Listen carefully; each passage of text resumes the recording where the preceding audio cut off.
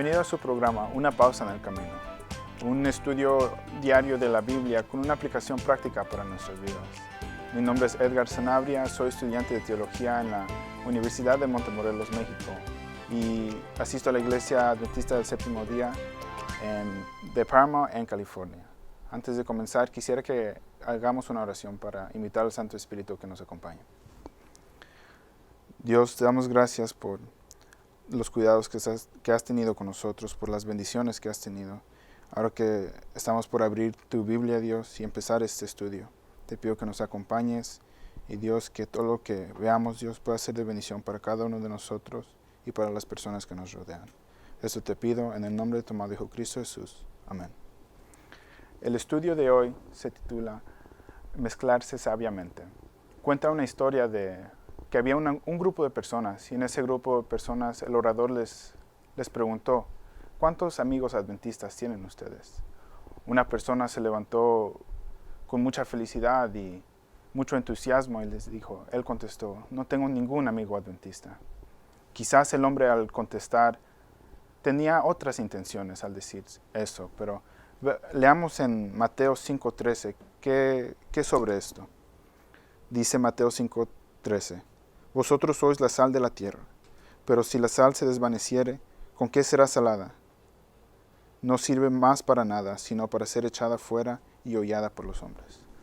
Por medio de este versículo podemos ver que el hombre, al contestar esto, él no tenía en cuenta que podía perder su sabor como sal al no mezclarse con las personas, al no estar en contacto con la tierra, con el mundo. Y Jesús nos está diciendo que si nosotros llegamos a no estar en contacto con la tierra, podemos perder nuestro sabor. Y en realidad eso no es lo que Él quiere para nosotros. Cuando nosotros estamos en contacto con la tierra, nosotros podemos llegar a hacer muchas cosas y atraer a muchas personas a los pies de Cristo. Pero también hay muchas cosas que tenemos que tener en cuenta y nos tenemos que mezclar sabiamente, como nos dice el título de la lección. La Biblia nos da muchos ejemplos de cómo no nos debemos de mezclar. Por ejemplo, en Génesis 19 nos habla acerca de la historia de Sodoma y Gomorra, cuando los dos ángeles vinieron hacia Lot y su familia.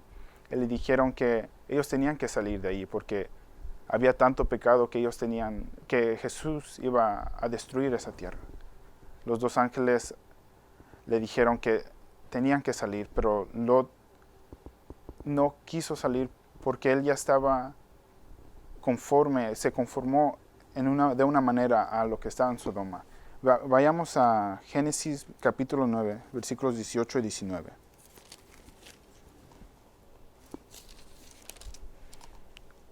Nos dice: pero Lot les dijo: no, yo os ruego, señores míos, he aquí, ahora ha hallado vuestro siervo gracia en vuestros ojos, y habéis engrandecido vuestra misericordia que habéis hecho conmigo dándome la vida. Mas yo no podré escapar al monte, no sea que me alcance el mal y muera. Aquí vemos que Lot se había conformado a las cosas que habían en Sodoma y Gomorra, y él no quería salirse. Y Dios no quiere que nosotros nos conformemos ni nos lleguemos a conformar y tener las mismas prácticas que personas que están en el pecado. También, si podemos ir a 1 de Juan 2:16, nos dice: porque todo lo que hay en el mundo, los deseos de la carne, los deseos de los ojos y la vanagloria de la vida, no proviene del Padre, sino del mundo. En el caso de Lot, él se había conformado con el mundo y todos los deseos eran de la carne y de los ojos, y él tenía esa vanagloria que, como nos dice ese versículo, no proviene de Dios, sino del mundo. La mayoría de nosotros tenemos amigos o conocemos personas que están dentro y fuera de la iglesia, así mismo como lo tuvo Jesús. Jesús se relacionó con las personas. Como hemos visto antes en el estudio, Jesús vino a salvar a las personas que no conocían de su mensaje. Y Él se acercaba con ellos, los tocaba para curarnos y cenaba, comía con ellos. Pero una cosa que podemos ver es que Él nunca se conformó a las prácticas de ellos ni hizo las mismas cosas que ellos. Y Él nos dejó un ejemplo que nosotros debemos seguir. Un ejemplo en el cual nosotros tenemos que salir a ser amigos con los demás, pero no llegar a tener las mismas prácticas ni conformarnos a las cosas que ellos hacen.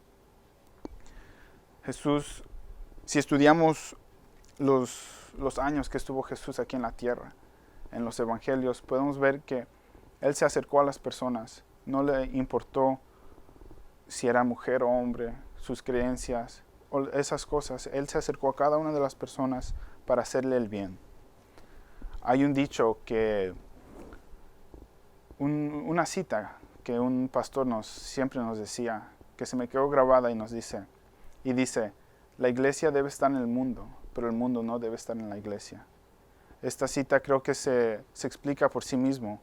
Nuestra iglesia tiene que estar en el mundo alcanzando a otras personas, haciendo el bien para otras personas y atrayendo esas almas a Cristo. Si la iglesia se queda en el templo, en realidad no podemos hacer mucho de lo que Dios nos pide en Mateo 28, en la Gran Comisión. Por eso es que nos invita a que salgamos al mundo. Y la segunda parte de esa frase que dice, pero el mundo no debe estar en la iglesia. Es decir, que nosotros al salir no tenemos que traer a nuestra iglesia esas prácticas, esas costumbres. No tenemos que hablar como el mundo, ni pensar como el mundo.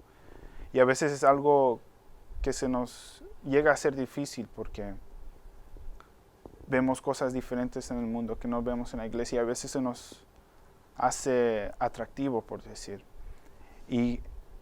Pero si llegamos a estudiar los días de Jesús, como había dicho, nosotros podemos llegar a ver cómo es que nosotros no podemos resistir a las tentaciones que se nos presentan. Me gustaría compartir una cita del estudio que dice, ¿rehusarán los seguidores de Cristo asociarse con los no convertidos y rehuirán la comunicación con ellos? No, tendrán que estar con ellos en el mundo, pero sin pertenecer al mundo. Sin embargo, no participarán de sus caminos, no dejarán impresionar por ellos, no tendrán el corazón abierto a sus costumbres y prácticas. Su asociación con ellos tendrá el propósito de atraerlos a Cristo.